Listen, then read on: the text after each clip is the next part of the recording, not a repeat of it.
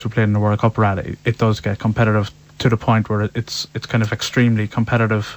You don't have players playing in the World Cup without having proper competition for them. Obviously, a national league would be a huge boost, but certainly, I mean, the way things are going, we've had 3 inquiries already for new teams to come into our adult league this year, and there's more new teams looking to come into our schoolgirls league. So it's representative from kind of Youghal down to West Cork, from Buttevant to Cork City. The women's soccer is represented across the whole county, and I think you have Denise and Amanda are from the city, and Claire will be kind of from the suburbs up in Moneygorney area, and then Rebecca is from the county. So even at that, it's spread out. Whatever kind of statistic you look at, it's a spread right across the county, and as I say, it continues to grow. A lot of that is down to grassroots level, a lot of that is down to volunteers, but obviously the likes of Emma working with the FAI and Paul coordinating things obviously is a huge help as well. So, I mean, we're going from strength to strength really, Joe. Well, we have a text in here for Denise. Denise, how did you feel after such a close game last September when narrowly beaten for place in that semi-final, and how have you recovered from that? Obviously you've recovered from it, but that particular quarter-final defeat. We were really happy to get into the quarterfinals against Japan. It was a great achievement for us all. We worked really hard for it, so I think we deserved our place in there. It was disappointing at the end, but we went so far, so we were really happy. And Denise, obviously, a super season, but where are your ambitions down the line in soccer? Would you like to play across channel eventually, or are you going to pursue another career, an alternative career? I'd like to go on and play for the under-19s now and hopefully get to senior level, but I'll have to work way harder for that, much harder. Keep training and just doing my stuff and just working hard. And in the world of soccer, who would be your own heroes? What team would you support in England, and what kind of players would you aspire to be like? I support Man United, but no players on that team but Messi.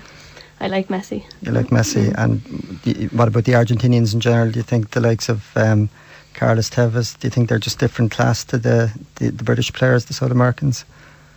No, not really, but I think they're the same really, but they just work as hard and just get their place in the team. And Paul, as I say, Noel King obviously played a key element in the success of Irish women's soccer. Noel, a guy that I had great admiration for back in his days with Rovers, but he's now moved on. Is that going to be a void, or has that void been filled, and has Noel really paved the way for the game to open up now? Yeah, I mean, Noel was involved with the women's team for a number of years, and he took the senior team from a level and brought them to 2 years ago when they just missed out on qualification for the European Championship in a two-legged playoff with Iceland. So he took the senior team a long way, and obviously he had a great group of players this past year with the under-17s, and he got obviously it was the greatest achievement that women's soccer has had to date. I suppose with him, anytime somebody that has put that amount of work and has had that much success in a situation moves on, there's going to be you're going to worry as to whether you're going to be able to fill that void. But Sue Ronan has stepped up to the senior job, and she was the under-19 international manager for I think 9 or 10 years previous to that. Harry Kenny, who was Noel's assistant, has taken up the under-17 reins. So I think our 3 representative sides, under 17, 19 and senior, are all in good hands now, and I think the future looks bright for the women's game in general. And in the draws for the women's under 17, Ireland have been pitted against Italy, Romania and Macedonia. Is that a difficult group? Well, any group is difficult. When you look at a draw like that, you would think that the Italians would be the opposition that you would have to look out for. 2 teams will qualify from that group. So, and the way the group would work is, depending upon Ireland's seed, they would play the lowest ranked seed first, so that you play the highest ranked seed in the last game. So assuming you win your first 2 games, you can have the luxury of having been qualified before you play the last game. But obviously you want to win every game in the group. And looking at the under-19s, they'll travel to Portugal, they'll face Hungary, Israel, and as you say, the host Portugal. What, again, that group, nothing easy there? No, and I think Portugal are the lowest seed in that group, but they're also the hosts of that group, and they play them in the first game, so you don't know how difficult that game is going to be, because they're the home team, because they'll have all the advantages that go along with that. So again, that will be a tough group, but again, 2 teams qualify, and the bones of the under-17 squad that went to the World Cup should make up that squad, and they're a talented group, they're a driven group, and I think they'll definitely be looking to come out of that group. Joe, I think what people need to remember with this as well, if you look at this in, say, boys under 19, you can see that, so-and-so's with Man United, so-and-so's with Benfica or Real Madrid.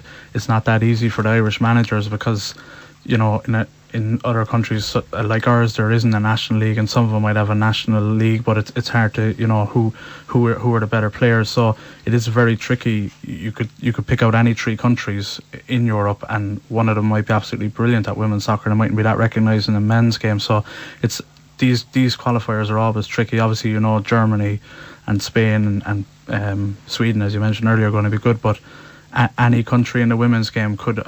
Last year people wouldn't have been too put out that they were drawn against Irish under-17s and suffer the consequences afterwards. So it's a tricky job for the managers. Right, well, the lads are going to stay with us. We'll be going to community news at 5:30, but before that, let's hear from David Gray.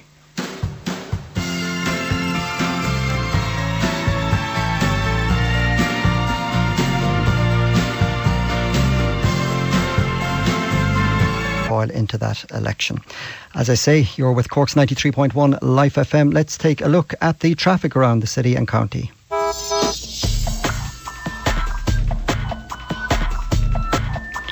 While traffic is moving well around Cork City at this stage, there are reports of road damage on the N20 Mallow-Charleville Road at Buttevant.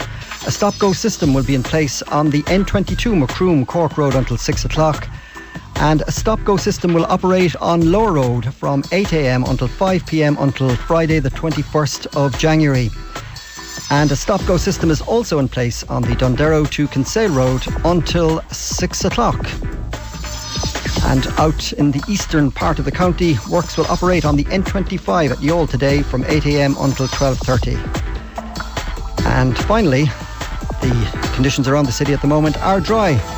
So drive carefully if you're listening to Cork's 93.1 Life FM. Well, as I say, back here in studio, I still have Chris O'Mahony, Paul Cleary, Denise O'Sullivan, and last but not least, I have Emma. And Emma, of course, is managing the Irish, Emma Martin, she's managing the Irish colleges team. Emma, as you say, a big year for you. You played in the role of goalkeeper with Lakewood. How have you found the switch, though, from playing to management? One of our regular panellists here, Eric Goulding, who presents the Friday night show with Chris O'Mahony, he hasn't quite successfully managed the switch from playing to management. He's found it difficult. How have you yourself coped?